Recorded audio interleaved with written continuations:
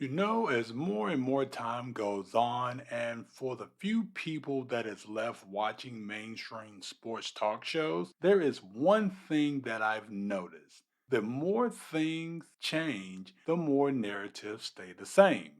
This is true for every sport that media covers, but looking at these NBA playoffs, you can clearly see these agenda points that are getting used and recycled over and over again.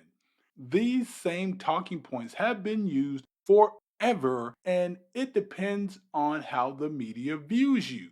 Just to name a few of them, they goes as follows. If the player that loses is a media favorite, it's not his fault, but if it's a player that the media doesn't care for, well, he'll get blamed.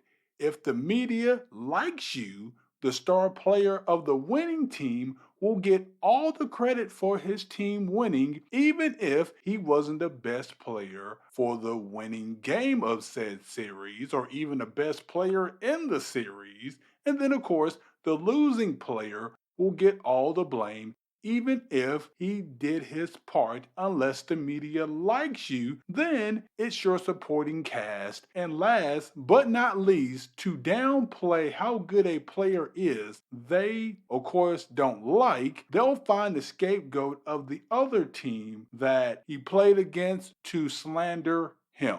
In the second round of these NBA playoffs, we have perfect examples of how this is going to be done later today once the quote unquote journalist starts to run their mouths on these talk shows. I'll give a couple of these as examples to make my point on what I expect to be said later on today on these talk shows. Let's take the Dallas series versus OKC. Dallas took them out in 6 games, and before this series started, OKC was actually the betting favorite. SGA is, of course, a media favorite, and some were even calling for him to win the MVP over Jokic, who I will actually get to in just a second. His team lost, and do you think he is going to get any blame? Of course, SGA won't. And I'm not actually saying that he should. I mean, he did have a stat line in the series of 32.2 points per game, 8 rebounds, 7.3 assists, with 1.2 steals and 2.3 blocks on impressive shooting splits. The point, though, that I'm making is he will get reasons given for him losing, like he, did lead the youngest team in the league to the second round of the playoffs. So, what did you expect? I mean, his second best player only averaged 17 points a game. Again, all fair points to give SGA. In this series, Luca, even though he won and is back in the Western Conference Finals for the second time in the last 3 seasons, will probably not get a lot of coverage or credit, and they will use those same reasoning that I just mentioned of, well, I mean, Luca has a veteran team. He has Kyrie Irving, even though the media just last year and of course years prior, especially after COVID, wasn't giving him any credit for the player that Kyrie actually is. But of course, they'll, discount this win for Luca as he just beat up on a young team and he had a veteran team and he was supposed to win.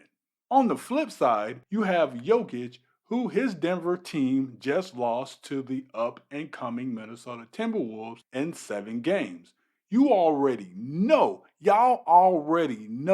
Jokic is about to get killed for this series, even though he led his team in dang near every statistical category this series, and his second best player in Jamal Murray, the so called quote unquote all star caliber player, averaged 15.7 points, 4.3 rebounds, 4.7 assists on these sorry shooting splits, which, by the way, for anybody wondering, all of these outside of the rebounding is below his season average. But if I were a betting man, this won't get brought up for Jokic. It will be talked about and discussed if his ring last year was a fraud and if he is really that guy, which is nonsense. I remember LeBron leading his team in every statistical category dang near when he lost in the playoffs in the past and getting all kind of excuses and reasons given for him losing. But Jokic, it will probably be he just wasn't good enough since the last game he only shot 46% from the field or something made up like that. They'll bring up how well Jamal Murray finally decided to show up as a way to discredit Jokic, but will fail to point out how in this game seven, the T Wolves starters outside of, Ant Man and let's just say Carl Anthony Towns, I'll take them over here. That the T Wolves starters outscored the Nuggets starters 46-16. I mean, heck, Jaden McDaniels outscored the Nugget starters by himself. All of that, and the media will still ignore all that just to blame Jokic. Oh, and one last thing. I guarantee you that Ant Edwards will get hyped to the moon tomorrow, even though he didn't play well in game seven. And it was actually the others on the team that actually helped win this game seven. Now, again, Ant Edwards is an incredible young player. He is the leader of that team. I'm just saying.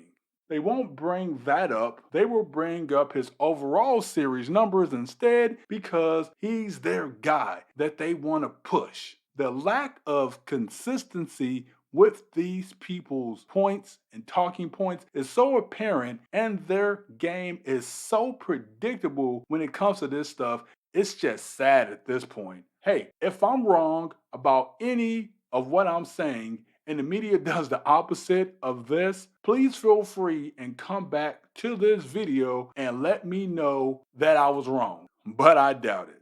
Just like the sky is blue and taxes will be due, these media talking heads will continue to push these narratives because, in my opinion, a lot of them have no clue what it means to simply report the news without their disgraceful headline grabbing agenda.